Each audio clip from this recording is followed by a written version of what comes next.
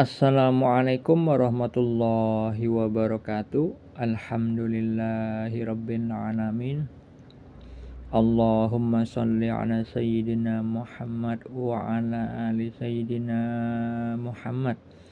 Kali ini saya akan mengkaji kitab Risalah Al-Ghothiyah milik Sultanul Aulia Syekh Abdul Qadir Al-Jilani, wali kutub, tentang dialog batiniah, percakapan yang terjadi di dalam kolbu Sultanul Aulia antara Allah dan beliau, tentang kalimat-kalimat hakikat yang mengandung kebenaran hakiki yang sumbernya dari Al-Haq, kasyaf maknawi, terangkatnya hijab makna-makna. Allah mengatakan kepada beliau, Sultanul Aulia Syekh Abdul Qadir Al-Jilani, "Wahai penolong agung, pencari ilmu di mataku tidak mempunyai jalan kecuali setelah ia mengakui kebodohannya. Karena jika ia tidak melepaskan ilmu yang ada padanya, ia akan menjadi setan." Maknanya, para pencari ilmu tidak akan diberi jalan, tidak akan diberi petunjuk oleh Allah Subhanahu wa taala kecuali dia berlaku tawadhu terhadap Allah, zat sang pemilik segala macam ilmu. Apabila para pencari ilmu itu tidak melepaskan ilmu yang sedikit yang ada pada diri mereka, jika mereka lebih percaya dengan pendapatnya sendiri, maka ia akan menjadi setan. Ia akan dikuasai setan dan akhirnya berperilaku setan. Kita ketahui setan itu memiliki sifat-sifat tercela. Jika orang yang memiliki ilmu itu bersifat setan, maka dia kemungkinan besar akan menjadi orang yang sombong, menolak kebenaran, lebih percaya pada pendapatnya sendiri, takabur atau merasa lebih baik daripada orang lain, merasa lebih berilmu daripada orang lain. Seperti itu maknanya. Lalu bagaimana caranya supaya kita, para pencari ilmu, diberikan jalan, diberikan rahmat oleh Allah? Kita harus mengetahui, saudara-saudariku, sebagai muslim, Nabi Muhammad SAW bersabda, menuntut ilmu itu wajib atas setiap muslim, yang disebutkan di dalam hadis riwayat Ibnu Majah nomor 224.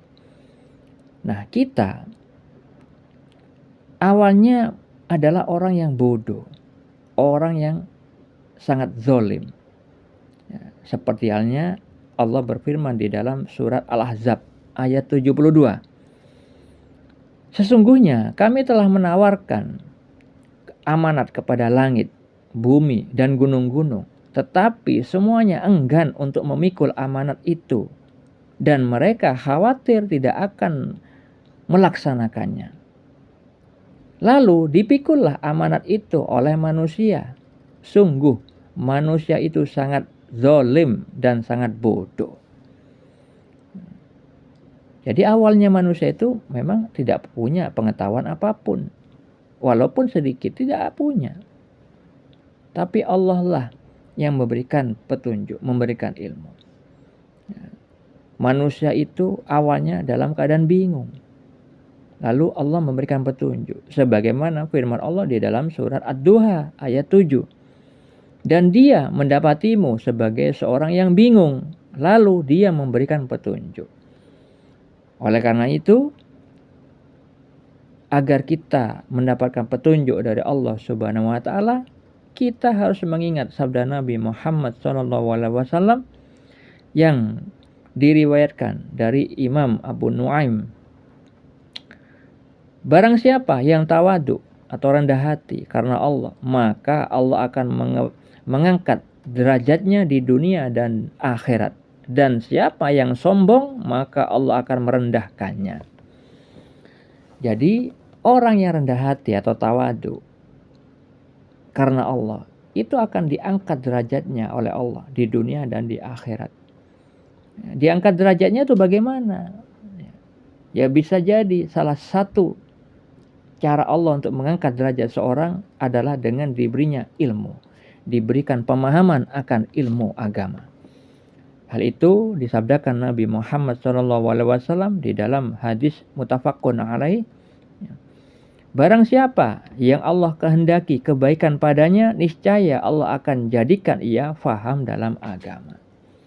Nah, kalau misalkan orang itu sudah diberikan pemahaman tentang agama, yaitu tentang panduan-panduan hidup, panduan di dalam menjalani hidup, agar hidup orang tersebut sesuai firman Allah di dalam surat Az-Zariyat ayat 56. Allah Ta'ala berfirman bahwa jin dan manusia itu diciptakan hanya untuk beribadah kepadanya. Maka ketika seorang itu tawadhu, pasti Allah tolong, diangkat derajatnya, diberikan pemahaman ilmu, sehingga dia berakhlak mulia saat di dunia. Dan nanti di akhirat dapat kemuliaan yang kekal, dimasukkannya kepada surga dan ditempatkan dengan orang-orang yang mulia pula. Tapi sebaliknya, siapa yang menyombongkan diri kepada Allah, yaitu menolak kebenaran, maka Allah akan merendahkannya. Seperti apa merendahkannya? Yaitu tadi, kebalikan dari orang yang tawadhu. Kalau orang tawadhu itu dimudah pahamkan akan ilmu agama, sedangkan orang yang dari kebalikan itu, orang yang sombong, maka Allah akan sesatkan dia. Allah akan biarkan setan menyesatkannya. Sebagaimana Allah Ta'ala berfirman di dalam surat Az-Zukhruf ayat 36.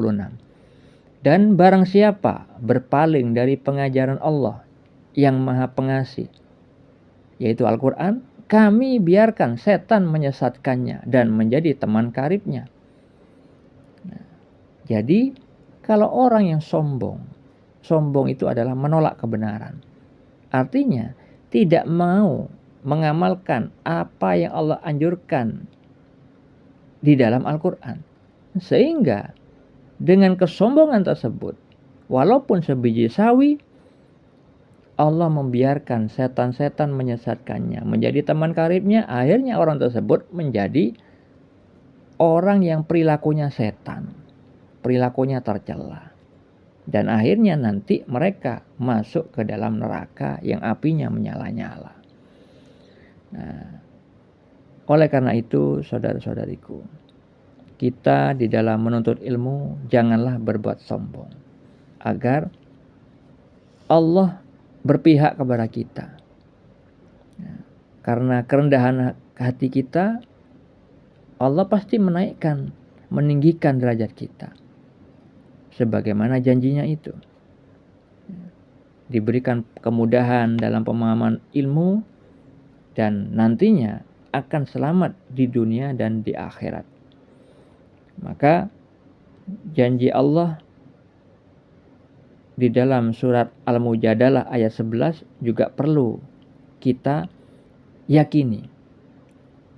Seperti halnya yang Allah firmankan pada ayat tersebut, niscaya Allah akan mengangkat derajat orang-orang yang beriman di antaramu dan orang-orang yang diberi ilmu beberapa derajat. Dan Allah Maha teliti apa yang kamu kerjakan.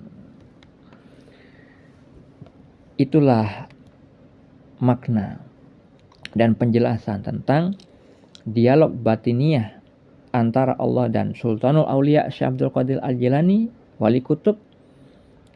Peringatan kepada para pencari ilmu agar selamat di dunia dan di akhirat, yaitu dengan bersikap tawadhu di dalam mencari ilmunya. Karena Allah sang pemilik ilmu hanya berpihak kepada orang-orang yang merendahkan diri di hadapan Allah. Karena Allah lah yang memiliki sifat maha tinggi, maha mulia. Tidak ada yang bisa melebihi dia, zat yang maha mulia, yang maha perkasa. Semoga bermanfaat. Assalamualaikum warahmatullahi wabarakatuh.